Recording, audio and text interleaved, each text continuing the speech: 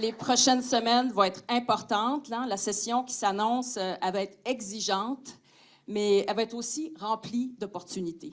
Puis une chose que je veux que vous entendiez, qui va être très claire pour moi, c'est qu'on ne va pas ralentir le rythme.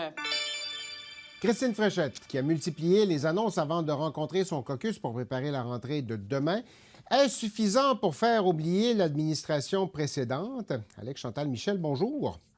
Bonjour. Bonjour. Mme Fréchette a été particulièrement occupée la semaine dernière, une virée aux États-Unis, des annonces, des réductions d'impôts pour les petites entreprises. Alex, est-ce qu'elle a... Il y en a qui ont dit bonne première semaine sans faute. Que pensez-vous de sa première semaine sur le terrain? Ben oui, en fait, c'est 2 premières semaines comme Ouais. première ministre. Si on inclut précédemment la formation de son Conseil des ministres, qui a plutôt bien passé. Oui, 2 bonnes premières semaines comme première ministre.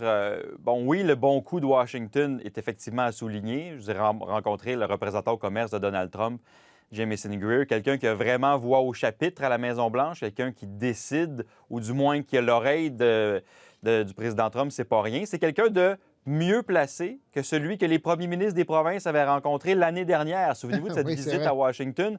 On avait rencontré le chef du personnel de la Maison-Blanche.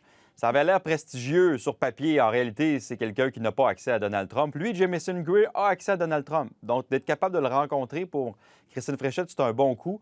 Mais je vous dirais que de manière générale, ce que je retiens des 2 premières semaines de Christine Fréchette, c'est pas tant les annonces, dont plusieurs auraient pu être faites par François Legault, la baisse d'impôts pour les PME, ça n'aurait pas détonné que François Legault en fasse autant. C'est le ton. Je trouve qu'il y a un ton, Christine Fréchette, différent.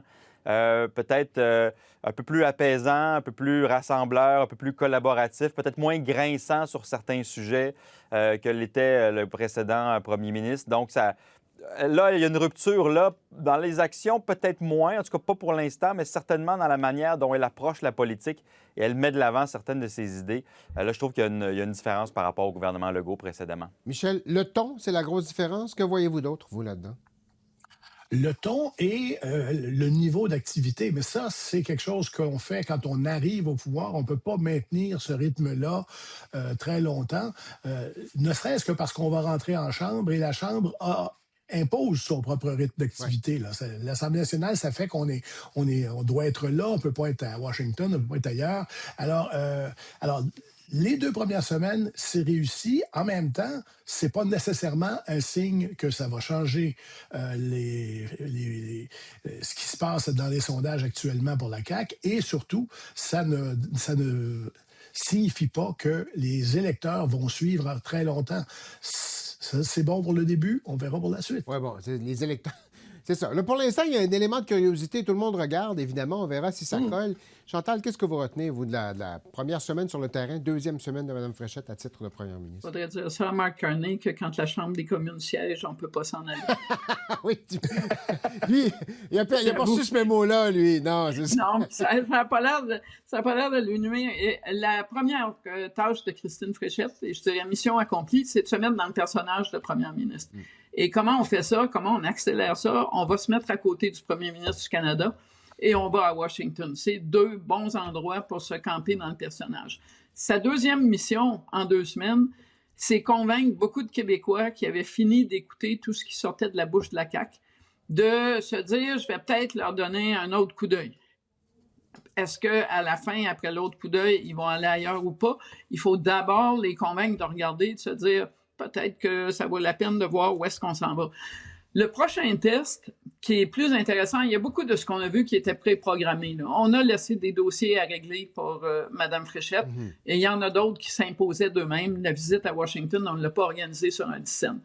Mais là, il va se passer des choses qui sont pas programmées. La première, selon moi, c'est cette entente entre Hydro-Québec et Terre-Neuve. Le rapport d'experts commandé par le gouvernement de Terre-Neuve est maintenant entre les mains du premier ministre conservateur de Terre-Neuve. Ces conclusions vont être publiques, si elles ne le sont pas en tout ou en partie déjà. Et à partir de là, parce que jeudi, là, la date limite normale de l'entente pour s'entendre est passée. Mais tout le monde a dit on veut continuer à négocier. Mais sur quelle base, on va le savoir. Et comment Mme Fréchette tire son épingle du jeu dans un dossier où là, il n'y a rien de préprogrammé, ça va être aussi un de ses prochains tests. Oui, effectivement. Et vendredi, Mme Fréchette a été questionnée là-dessus. Elle a été très, très, très prudente. Je vais attendre de voir ce que mon homologue Terre-Neuvien va dire. Les partis d'opposition cette semaine, j'ai eu l'impression, Alec, qu'on réagit quand même beaucoup à chacun des moments où Mme Fréchette est sortie. Qu'est-ce que vous lisez dans la réaction des partis d'opposition? Bien, qu'ils voient la même situation que nous, que vient de décrire Chantal. C'est-à-dire que les gens n'écoutaient plus la CAQ. On n'écoutait plus François Legault. C'était comme un disque usé, peu importe ce qu'il faisait. Et il s'est débattu. Dieu sait qu'il s'est débattu l'automne dernier pour être de nouveau écouté. Ça n'a pas fonctionné. L'aiguille des sondages n'a pas bougé. Là, les partis d'opposition, ils voient qu'il y a cette curiosité envers Christine Fréchette et ils se disent qu'il ne faut pas qu'elle fasse une bonne première impression. Parce qu'il n'y a plus beaucoup de temps ensuite pour déconstruire cette bonne première impression. On dit beaucoup de Christine Fréchette qu'elle n'a pas beaucoup de temps pour s'imposer. Et c'est vrai, quelques semaines à peine avant l'été, puis le début de la campagne électorale. C'est aussi vrai pour les partis d'opposition qui n'auront pas beaucoup de temps pour déconstruire la première impression de Christine Fréchette avant d'arriver en campagne électorale. Donc, on essaie d'occuper le terrain. C'est plus difficile quand ça ne siège pas, bien évidemment. Mais quand on entend, par exemple, le Parti québécois ou le Parti libéral critiquer l'annonce de Christine Fréchette sur la baisse d'impôts des PME en disant « j'ai eu l'idée avant », oui, OK. c'est généralement pas bon signe pour eux. Ça veut dire qu'elle est dans un endroit où c'est difficile de la critiquer. J'ai entendu Pierre Poilievre dire ça souvent de Mark Carney, et ça s'est pas très bien terminé. Alors, il y a un risque pour eux. Je suis pas en train de dire que Christine Fréchette va soudainement prendre la première position dans les sondages. Je suis pas en train de dire que c'est réglé. Je suis en train de dire qu'elle en fait suffisamment pour s'imposer comme une joueuse importante et peut-être avoir une vraie course à trois, ce qu'on ne pensait plus être possible il n'y a pas si longtemps. Donc, les partis d'opposition voient la même chose puis vont certainement essayer d'utiliser leur visibilité en chambre à partir de la semaine prochaine pour essayer de défriter cette image-là qu'elle est en train de se construire. Chantal puis Michel, ensuite. Chantal, je veux réagir. Et évidemment, ils n'ont pas le choix de réagir parce qu'elle a pris le contrôle de la conversation. À partir du moment où le ou la première ministre ont le contrôle de la conversation, la seule façon pour l'opposition de se mettre dans la conversation et de dire « je suis encore là », c'est de réagir, mais ça donne pas effectivement la coraison, ça donne pas toujours les réactions les plus sagaces. Moi aussi, j'ai eu une impression de déjà-vu quand j'ai entendu l'opposition dire « on nous vole nos idées ». Bon, ça n'a pas très bien marché, mettons, au niveau fédéral de dire ça de Mark Carney. Les gens ont dit c'est toujours le réflexe de Nixon qui va en Chine. Hein? Peut-être qu'on n'aimait pas cette idée-là quand c'est vous qui en faisiez la promotion, mais un petit peu de ça qui vient de quelqu'un d'autre, ça va beaucoup plus loin. Alors, on verra, mais c'est pas facile, non, effectivement, pour les partis d'opposition d'essayer de s'inscrire dans ce qui se passe actuellement. Oui. M. Poilievre est encore, aujourd'hui, par moment, dit « c'était mon idée d'abord », puis ça n'a pas plus d'effet que ça ne devait l'année passée. Michel, vous le disiez tout à l'heure, les travaux reprennent demain, mardi, à l'Assemblée nationale. Quel piège guette Mme Fréchette une fois qu'elle fait son entrée là-bas dans la grande chaise de première ministre? Le premier piège, c'est le discours inaugural qui doit donner le ton de la session. Elle ne sera pas très longue, la session, mais il y en a une. Alors, il faut qu'elle change le ton, justement, changer la chanson. Pas qu'on dise « Ah, c'est encore la CAQ qui nous promet des affaires et qui ne feront pas ». Ça a fait beaucoup de mal à la CAQ de briser des promesses électorales, de ne pas les remplir complètement. Alors, il faut pas un agenda trop fort, pas trop long, mais avec des résultats. Et c'est là que c'est ça qui va être... là-dessus qu'elle va être jugée, Mme Fréchette, c'est est-ce que c'est quelqu'un qui livre? Est-ce que c'est quelqu'un qui dit, fait quelque chose, puis qui le fait, et qui le fait assez rapidement, parce que le temps va commencer à presser aussi. Ouais. Un qui a livré cette semaine, puis on peut toujours parler ou qualifier l'état de la livraison, c'est le ministre Champagne. Mise à jour économique, on l'attendait, pas particulièrement volumineuse, pas trop dépensière. On va l'entendre, M. Champagne, qui qualifiait justement l'exercice qu'il a mené. Je pense que le message qu'on envoie, c'est qu'on est des bons gestionnaires, mais en même temps, on est des gestionnaires prudents dans une période qui demande beaucoup de sérieux. Mais en même temps qu'on a été prudents, on a été là pour les Canadiens parce qu'on est très conscient que l'abordabilité, ça demeure l'enjeu. Chantal, il y en a qui ont dit cette semaine, c'est vraiment une mise à jour économique. C'était pas un mini-budget, c'était pas un énoncé. On est resté 38 milliards de nouvelles dépenses à peu près sur 6 ans. Qu'est-ce que vous avez? Est-ce que M. Champagne a livré ce à quoi on s'attendait de lui? La vraie question, c'est est-ce que M. Carney a livré par le biais de M. Champagne ce à quoi on s'attendait de lui? Et à deux égards, je parle des réactions en général, il y a deux endroits où ça a fait mal. Le premier, c'est l'idée que les gens se faisaient et continuaient de se faire jusqu'à cette semaine, que Mark Carney allait vraiment infléchir un virage à la stratégie budgétaire libérale, que si ça ne s'est pas produit en novembre, c'est parce qu'il était minoritaire et encore un peu en ballottage dans l'opinion publique, mais que la mise à jour budgétaire allait envoyer un signal du style du budget de 95, par exemple, de Paul Martin, qui n'était pas le premier budget libéral, mais qui a changé la donne. À la place, et ça, c'est revenu beaucoup dans les commentaires, il s'est dégagé une marge de manœuvre fiscale pour le gouvernement, entre autres à cause des revenus de l'énergie, des sommes non livrées. Et la marge de manœuvre qui a été dégagée en grande partie a été redépensée immédiatement, ce qui est totalement dans la foulée des budgets de Justin Trudeau depuis 2015. Et là-dessus, là, l'idée qui a fait son chemin, ça a été finalement, c'est des budgets libéraux et la marque Carney n'était pas évidente dans ce budget-là. Et le gouvernement, d'autre part, selon moi, s'est pas aidé en lançant cette idée de fonds souverain sur lequel, manifestement, ne s'était pas cuit. C'est un gâteau qui a été sorti du four trop tôt.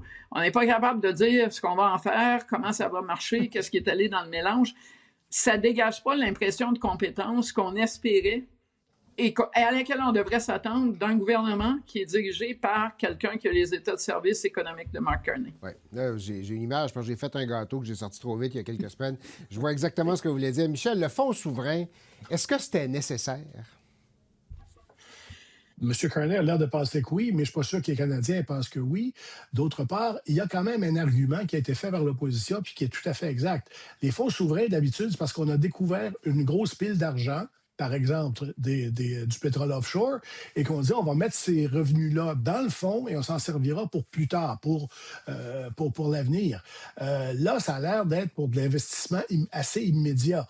D'abord, où on trouve l'argent, et deuxième, si ce n'est de faire d'autres emprunts.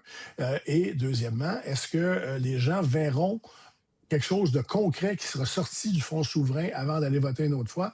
Ça, c'est loin d'être certain. Ouais. Alec? Fonds souverain, mais aussi les priorités. On parlait beaucoup de formation de la main-d'œuvre. C'était le gros élément là, neuf dans l'énoncé économique.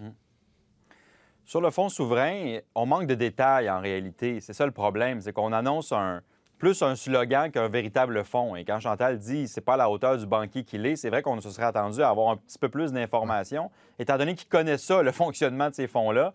On aurait pu, par exemple, faire comme en Norvège et en Arabie saoudite, dire on va prendre une partie des revenus pétroliers et gaziers du Canada, parce que le fédéral fait beaucoup d'argent aussi avec ça. On va les mettre dans ce fonds-là, puis on va réinvestir dans des grands projets. Alors là, les gens auraient compris.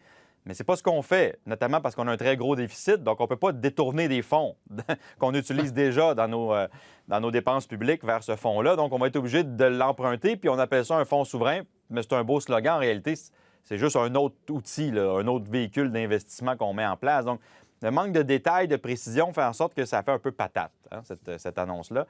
Dans le cas de la main-d'œuvre, c'est la bonne cible. Il manque de métiers de la construction, il manque de travailleurs dans la construction. C'est vrai au Québec, il en manque 11 000, 50 000 vont partir à la retraite d'ici 5 ans. Il faut les remplacer. Hydro-Québec a des gros projets. On a des projets d'infrastructures importants. C'est comme ça dans toutes les provinces. Il faut former de la main-d'œuvre manuelle, qualifiée. Est-ce que la solution d'Ottawa est la bonne? Est-ce qu'on va réussir à s'entendre avec les provinces? Ça prend toujours un peu de temps.